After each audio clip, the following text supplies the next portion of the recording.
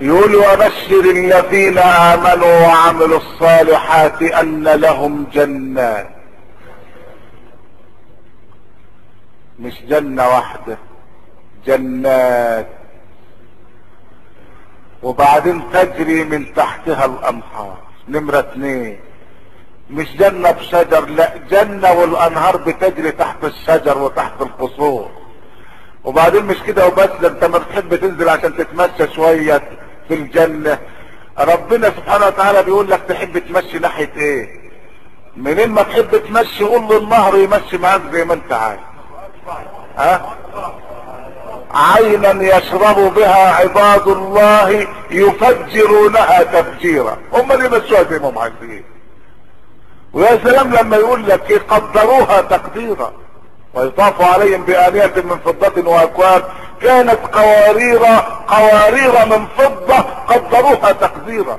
يعني اللي بيجيب لك الاناء مليان بيجيبه مليان بحيث ما يكبش على دومة، حاجة كلها زول، ويجيب لك الحاجة بحيث لما تشربها تشبع على طول، ما تقولوش التاني او تقولها الطلب تاني. ها؟ او واحد طنباخ حمي، ما فيش حمي، لا، الحمي مش جنة، انما الجنة بقى الناس اللي فيها كلهم ناس على مستوى عالي من الايمان، امنوا ومش بس وعملوا الصالحات. يبقى الايمان لوحده ما يكفيش، انما الايمان مع العمل. يعني ما يكفيش ان انا اقول ايه؟ اشهد ان لا اله الا الله وحده لا شريك له، لا، لابد ان هذا الكلام يصحبه العمل.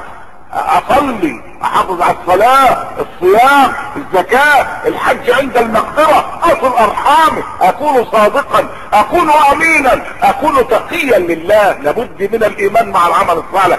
وبعدين تجري من تحتها الانهار كلما رزقوا منها من ثمرة رزقا قالوا هذا الذي رزقنا من قبل واتوا به متشابها. تدخل الملائكة عليك بالفاكهة، رمان او تفاح او كمثرى او خوخ، تقول له ما انا لسه من شوية اكل نفس الاكل. يقول لك لا، ان كان الشبه واحدا فان الطعم مختلف. ويا سلام علينا في الجنة بنتدلع دلع، قلبي يتبطر على التفاح. يا راجل ده انت كنت بتمشي في شارع فؤاد تشم ريحة التفاح تخلي الفكهان اداك ظهره، تيجي جنب الصندوق تقول له السلام عليك الى اللقاء في دار الخلد ان شاء الله تعالى. يبقى بيتدلع على الملايكة.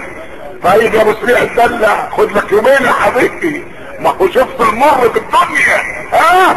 كلما رزقوا منها من ثمرات رزقا قالوا هذا الذي رزقنا من قبل، يعني كالذي اكلناه قبل ذلك.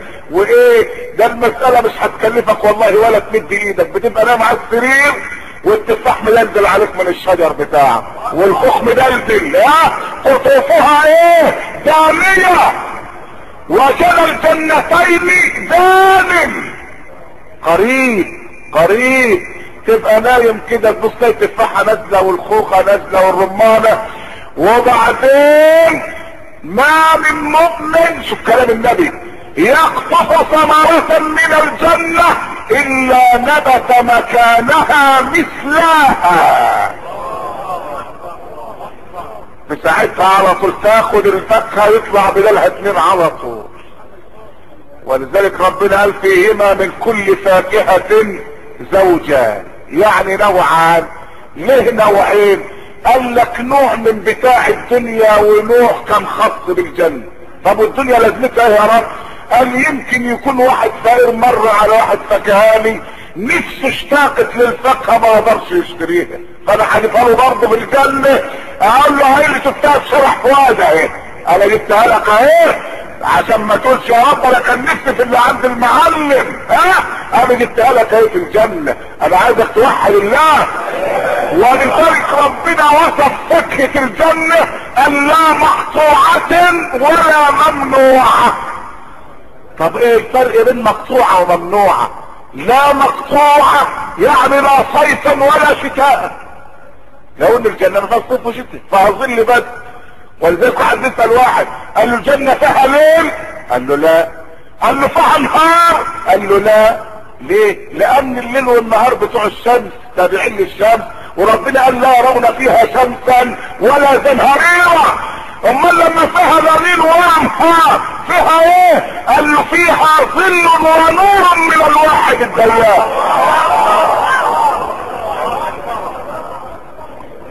وندخلهم ظلا ظليلا، ظلا ظليلا. امال هنعرف وقت النوم امتى؟ طب احنا بنعرف ان المغرب بيجي على 6:30، فبنستعد الشمس غابت، بنصلي المغرب وبعدين العشاء يبقى الليل دخل، نروح ننام بقى عشان نصبح الصبح نقف على خط الاتوبيس ونروح شغلنا ونمضي حضور الصلاه. امال في الجنه هننام امتى؟ لا في ليل ولا نهار، هننام امتى؟ قال لك عندما يرخى الستار. الجنه فيها ستاير، ساعة الستاير ما تنزل يلا يا مؤمن خد الحور العين بتوعك وتوكل على الله.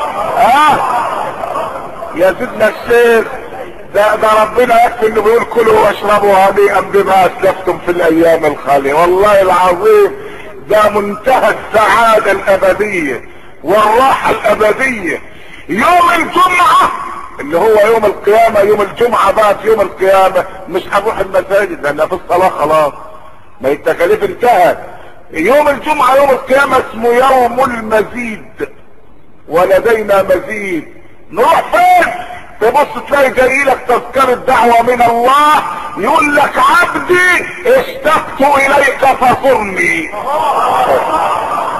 نروح بقى كل اهل الجنة بقى عشان يسمعوا المحاضرة من الله الواحد الديان، وهم قاعدين يسمعوا بقى اذا بسحابة تمر فتمطرهم طيبا اطيبا من ريح المسك. يبقى مش هتسمع الخطبه بقى في جامع الملك ولا هنا ولا هنا، ده اللي هيسمعك المحاضره هو الله، هو الله. وربنا بيقول ولهم فيها ازواج مطهره وهم فيها خالدون. اسال الله ان يجعلنا من المبشرين بها القاعدين فيها برضا الله، وان يختم لنا بخاتمه السعاده اجمعين، والى اذان العشاء باذن الله تبارك وتعالى.